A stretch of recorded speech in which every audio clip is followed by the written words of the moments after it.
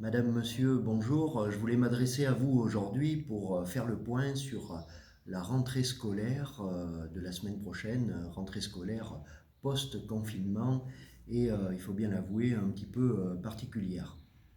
Alors tout d'abord, remercier l'ensemble des personnes qui ont contribué à m'aider à assurer au mieux possible cette rentrée scolaire. Je veux parler évidemment en tout premier lieu d'Alain Vermorel, l'adjoint aux affaires scolaires, et puis également le personnel municipal, mais bien au-delà, les enseignants, notamment les deux directeurs d'école, et puis également les parents des élèves qui ont été associés avec un représentant de chaque conseil d'école qui ont pu contribuer utilement à déterminer tous les paramètres de cette rentrée. Alors, dans quelles conditions elle va rouvrir? Il faut bien dire d'emblée que cette rentrée scolaire, l'école qu'il y aura la semaine prochaine n'est pas l'école qu'il y avait il y a quelques semaines avant les vacances. Eh bien, les enfants vont trouver des gens masqués, des adultes masqués autour d'eux, puisque le port du masque est obligatoire. Ils vont devoir assumer un certain nombre de contraintes qu'il n'y avait pas avant, la distanciation physique, les gestes barrières, les jeux de ballon, tous les jeux qui seront évidemment interdits. Donc toutes ces interactions naturelles entre eux ne pourront plus avoir lieu. C'est donc une école très particulière, ce n'est pas l'école d'avant. Alors, face à ça, notre boussole, quelle a été notre boussole? Eh bien, tout d'abord, d'assurer la continuité de l'école républicaine. Nous y sommes très attachés.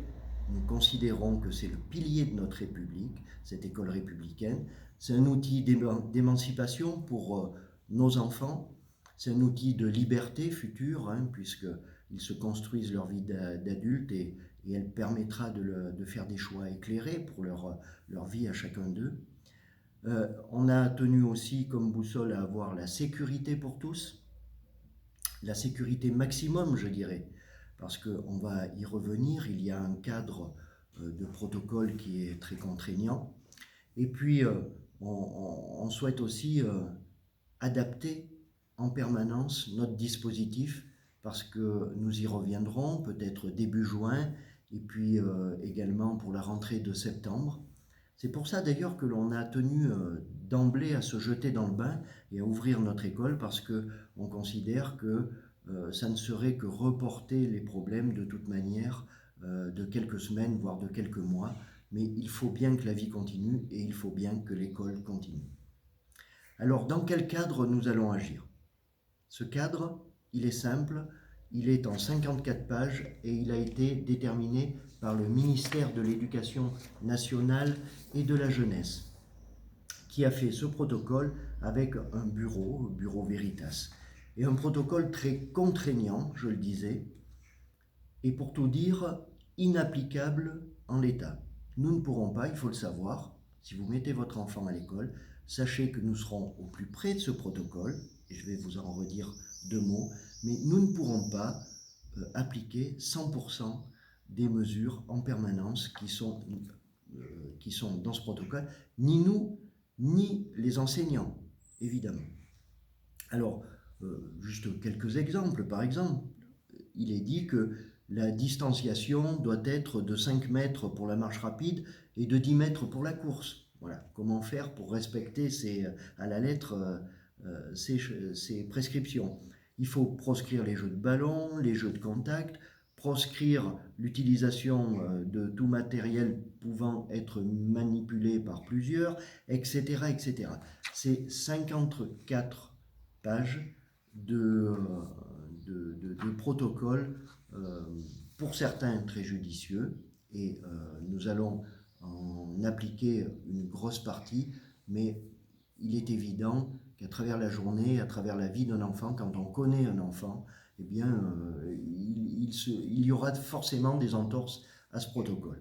Il faut le savoir, il faut l'accepter. Alors les mesures donc, que nous avons déterminées, eh bien, elles vont être le plus proche possible de ces prescriptions.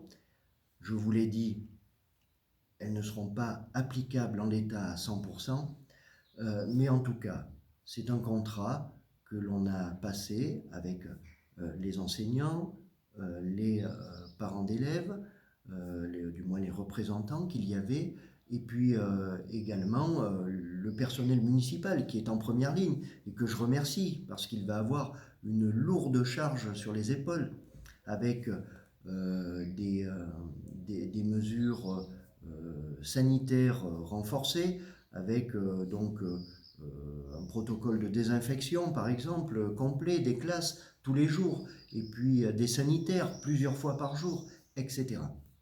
Alors, c'est toutes ces mesures, tout ce cadre sanitaire qui nous a conduit à différer de quelques jours la rentrée, c'est-à-dire elle devait avoir lieu mardi 12, elle aura lieu jeudi 14.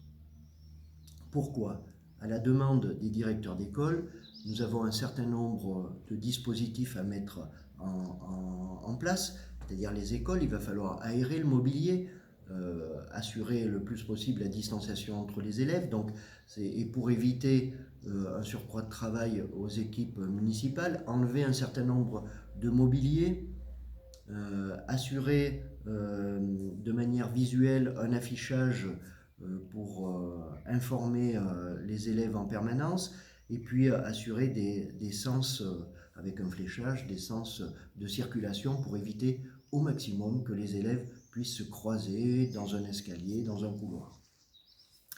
Bien d'autres choses également que je ne vais pas détailler ici, mais qui nous ont conduit donc à différer de 2 jours cette rentrée scolaire. Alors lundi et mardi, malgré tout, nous continuerons à accueillir les enfants des personnels soignants, tous les personnels qui étaient prioritaires avant les vacances. Donc ils seront accueillis sous forme de centres de loisirs lundi et mardi et de garderie mercredi.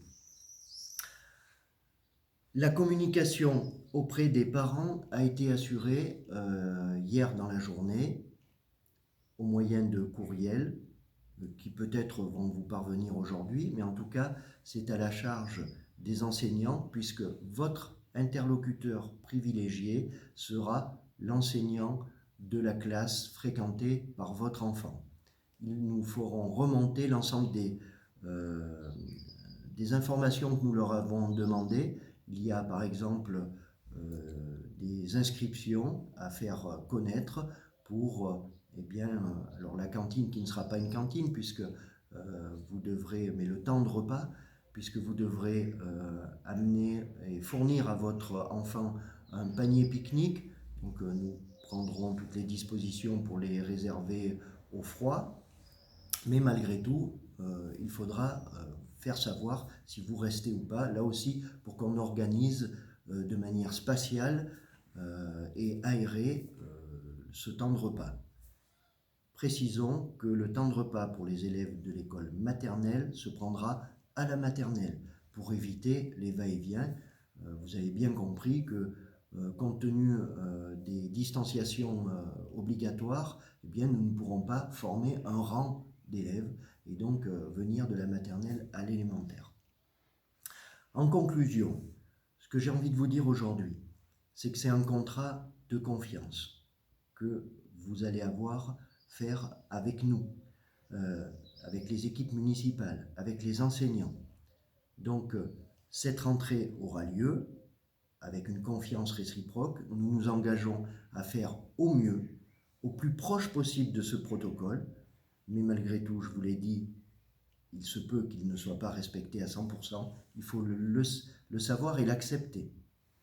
C'est pour cela aussi que dans la communication que l'on fait avec vous et que vous aurez en votre possession, si ce n'est hier, aujourd'hui, eh bien, il y a une décharge de responsabilité que vous devrez signer pour pouvoir scolariser votre enfant. Cette décharge de responsabilité, elle a principalement pour but de vous faire accepter cette petite part de risque, parce que le risque zéro n'existera pas, il faut être clair avec ça. D'autant que, vous l'avez vu, le ministère de l'Éducation nationale fait supporter aux maires bien, une part de responsabilité pour des décisions qui ont été prises par d'autres. Évidemment, je fais partie des maires qui l'acceptent. Vous avez pu remarquer qu'à travers la presse, d'autres maires ne font pas ce choix. Ils ont différé la rentrée au mois de juin, voire en septembre, en fermant leurs écoles. Donc moi, je n'ai pas fait ce choix. Malgré tout, je vous demanderai, pour scolariser votre enfant, de la même manière que lorsqu'on va à l'hôpital, eh bien on signe une décharge de responsabilité pour se faire opérer, par exemple, eh bien là, nous vous demanderons la même chose. Cette confiance, elle doit être réciproque. Vous avez aussi votre part de responsabilité, c'est-à-dire que vous ne devez pas scolariser votre enfant s'il a des signes de fièvre ou autre, évidemment.